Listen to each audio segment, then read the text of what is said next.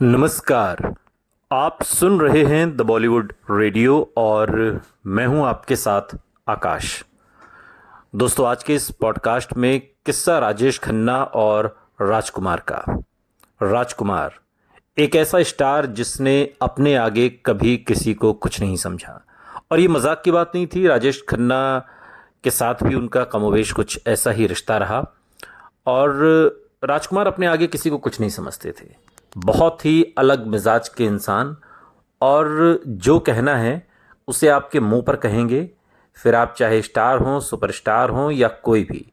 राजेश खन्ना के मुंह पर भी राजकुमार ने कुछ ऐसा कह दिया कि जो बात उन्हें बहुत ज़्यादा चुभ गई। राजकुमार और राजेश खन्ना अपने ज़माने के बहुत बड़े स्टार हुआ करते थे। हालांकि राजकुमार इंडस्ट्री में राजेश खन्ना से सीनियर थे। वो पहले फिल्मों में आए, उनकी कई फिल्में सुपर डुपर हिट रहीं। उसके बाद साल 1969 में राजेश खन्ना आते हैं। फिर भी राजेश खन्ना को जो स्टारडम हासिल हुआ वो किसी भी दूसरे कलाकार को नसीब नहीं हुआ। राजकुमार के बारे में मशहूर था कि वो अपने सामने किसी भी दूसरे कलाकार को मक्खी मच्छर से ज़्यादा कुछ नहीं समझते। राजकुमार ने कई दफ़े अपने को एक्टर्स के मज़े लिए, उनका मजाक उड़ाया। कई मर्तबा तो उनका मजाक किसी बेइज्जती से कम नहीं था। एक बार तो राजेश खन्ना से ही राजकुमार इस कदर भिड़ गए कि उनकी तुलना एक कुत्ते से कर डाली, और वो भी तब जब राजेश खन्ना हिंदी फिल्म इंडस्ट्री के सुपरस्टार थे, सबसे बड़े सितारे थे, एक ऐसे हीरो थे जिनके आगे पीछे डायरेक्टर प्रोड्यूसर्स चक्कर काटा करते थे कि काका उनकी एक फिल्म साइन कर लें। उस दौर में राजकुमार जैसा एक्टर राजेश खन्ना जैसे सुपरस्टार की तुलना कुत्ते से कर सकता था, ये सोचकर भी हैरानी होती है। दरअसल पूरा मामला साल 1972 का है। निर्माता शक्ति सावंत राजकुमार को लेकर अमर प्रेम नाम की एक फिल्म बनाने की योजना में थे। आप सभी जानते हैं, जो बाद में शर्मिला टैगोर और राजेश खन्ना के साथ आई, लेकिन उसमें पहली पसंद शक्ति सामंता के जहन में राजकुमार थे। और इसकी एक बड़ी वजह यह थी, हालांकि वो मन ही मन लेना तो राजेश खन्ना को चाहते थे, लेकिन उन दिनों काका के पास फिल्मों का अंबार लगा हुआ था। काका एक साथ कई कई फिल्में कर रहे थे और डेट्स की बहुत प्रॉब्लम थी। सो अगले ख्याल के तौर पर राजकुमार शक्ति सामंता की पसंद बने, और चूंकि सीनियर एक्टर थे और वो सब कुछ था उनके अंदर जो अमर प्रेम के आनंद बाबू के किरदार के लिए चाहिए था। और जब उन्होंने इस रोल को ठुकरा दिया तो फिर कहीं से राजेश खन्ना को खबर मिली और वो शक्ति सामंता के साथ उन्होंने काम करने के लिए हामी भरी और डेट्स वगैरह भी सब सेट कर लेने की बात कही। शक्ति सामंता राजकुमार को लेकर अमर प्रेम नाम की फिल्म बनाने की तैयारी में तो थे, लेकिन राजकुमार ने बड़ी भारी भरकम फीस की डिमांड कर दी, और उतनी फीस जब नहीं मिली तो उन्होंने फिल्म को ठुकरा दिया। और ये राजकुमार का स्टाइल था, वो अपनी हर फिल्म के बाद 1 लाख रुपए फीस बढ़ा देते थे। फिल्म चाहे हिट हो फ्लॉप हो, उससे उनका कोई लेना देना नहीं। बल्कि एक बार उन्होंने एक मीडिया इंटरव्यू में कहा भी था कि फिल्में फ्लॉप अगर होती हैं तो उसकी जिम्मेदारी डायरेक्टर की है। मैंने अपनी एक्टिंग की, जो डायरेक्टर ने कहा वो सब मैंने किया। अब अगर ऐसे में फिल्म फ्लॉप होती तो इसके लिए मैं जिम्मेदार नहीं हूँ, डायरेक्टर जिम्मेदार है। मैं अपनी हर फिल्म के बाद 1 लाख रुपए फीस बढ़ा दूंगा। ये राजकुमार का स्टाइल था। और शक्ति सामंता के लिए अब इतनी फीस दे पाना आसान नहीं था। हालांकि राजेश खन्ना भी उस दौर में महंगे सितारे थे, लेकिन जैसे ही राजेश खन्ना को ये बात पता चली तो उन्होंने अपनी तय फीस से भी आधे में काम करने के लिए शक्ति सामंता को अपना ऑफर भेज दिया। अब ऐसे में तो शक्ति सामंता को घर बैठे उनकी लॉटरी लग गई। एक तो राजेश खन्ना उनकी फिल्म का हिस्सा हो गए, वो राजेश खन्ना जो उस दौर में फिल्में भी सिलेक्ट करते थे तो लकी ड्रॉ निकाल कर। इतनी उनके पास फिल्में थी, इतने उनके पास ऑफर थे, और एक से बढ़कर एक। वो राजेश खन्ना खुद शक्ति सामंता के पास आते हैं और ऑफर भिजवाते हैं कि मैं आपकी फिल्म को आधी कीमत पर करूंगा। अब सोचिए कितनी बड़ी बात थी ये। खैर, बात बन गई, फिल्म बनी, रिलीज हुई और ब्लॉकबस्टर साबित हुई। फिल्म में राजेश खन्ना के साथ शर्मिला टैगोर भी थी, और इसका जो गीत संगीत सब कुछ सुपर डुपर हिट रहा। हर गाना इसका लोगों की जुबान पर चढ़ गया।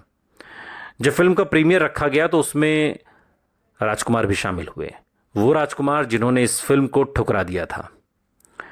और राजकुमार ने प्रीमियर में ही राजेश खन्ना की बुरी तरह से बेइज्जती कर डाली।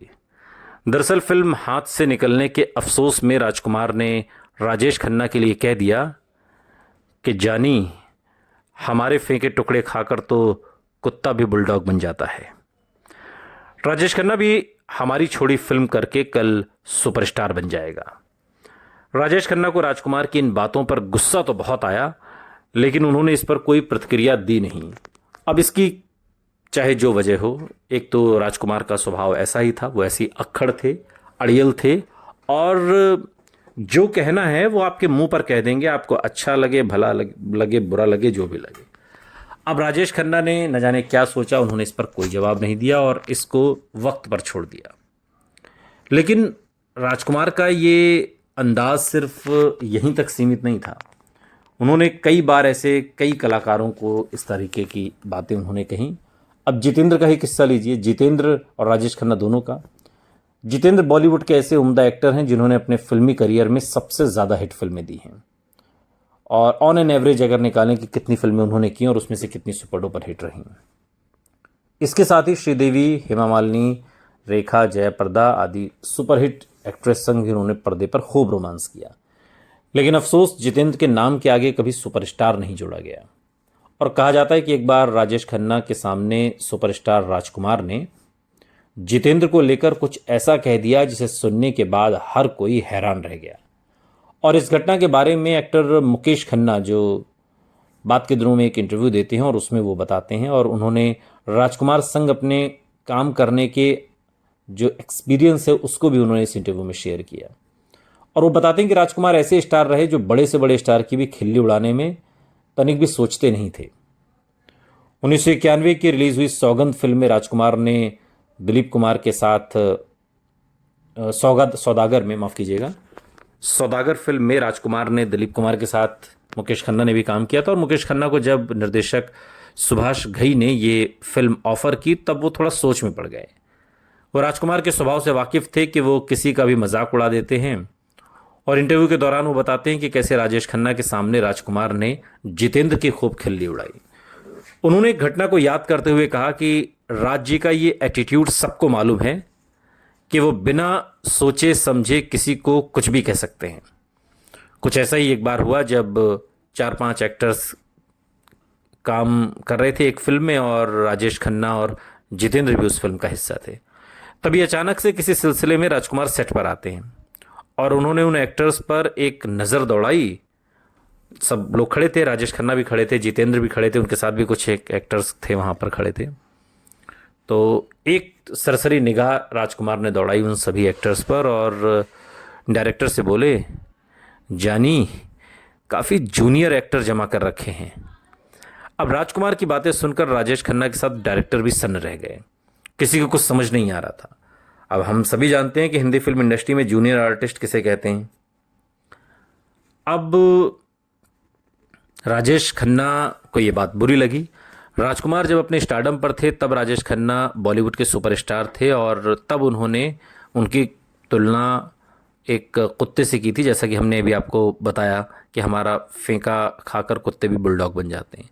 वहीं जितेंद्र भी एक हिट फिल्म पाने की कोशिश में थे और वो राजकुमार और राजेश खन्ना से चूँकि काफ़ी जूनियर थे करियर के लिहाज से, इसलिए इस बात को बाद में कवर अप करने के लिए राजकुमार ने कहा कि ये दरअसल मुझसे काफ़ी जूनियर हैं, इसलिए मैंने कहा कि बहुत सारे जूनियर एक्टर जमा कर रखे हैं।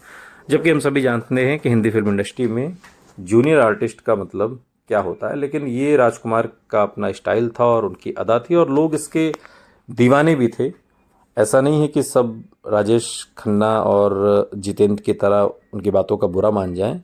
बुरा तो खैर माना इन्होंने, लेकिन कहा कुछ नहीं।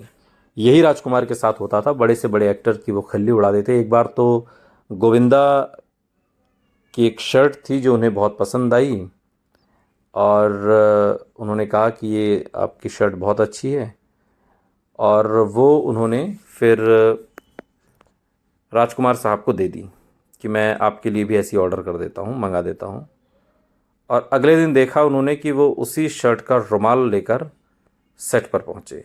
उन्होंने उस शर्ट से काटकर रुमाल बना दिया और ये इशारा किया कि ये शर्ट नहीं, ये रुमाल जैसा कपड़ा है और रुमाल जैसा इसका रंग रोगन है और आप इसको शर्ट की तरह पहन रहे थे। तो इस तरीके से मजाक वो उड़ाया करते थे और इंडस्ट्री के लोग इसे पसंद भी करते थे, नापसंद भी करते थे, लेकिन राजकुमार साहब जब तक रहे उनके एटीट्यूड को कोई इग्नोर नहीं कर पाया। ये उनकी खासियत थी। सुनते रहिए द बॉलीवुड रेडियो, सुनता है सारा इंडिया।